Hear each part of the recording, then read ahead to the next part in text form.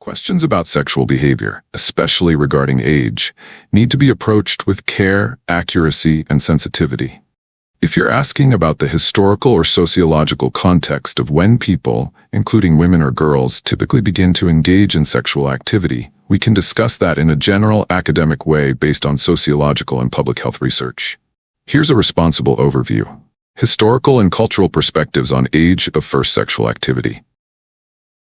1. Historical norms.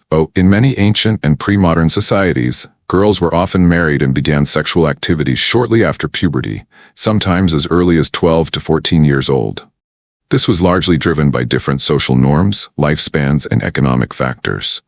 For example, in medieval Europe, the age of consent was often aligned with puberty, around 12 or 14, though actual practices varied.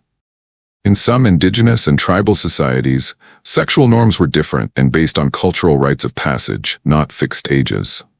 Number 2. Modern trends, 20th to 21st century. In most countries today, the average age of first consensual sexual intercourse ranges from 16 to 19 years old, depending on cultural, legal, and personal factors. Studies in the US, UK, and parts of Europe show the average age has remained relatively stable over recent decades, typically around 17 years old.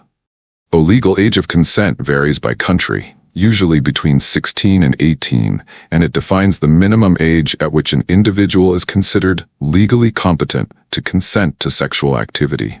3. Psychological and social factors. Readiness for sexual activity is influenced not just by age, but also by emotional maturity, relationship context, education, and access to reproductive health care. Public health efforts focus on informed, consensual, and safe sexual experiences, emphasizing the importance of education over arbitrary age.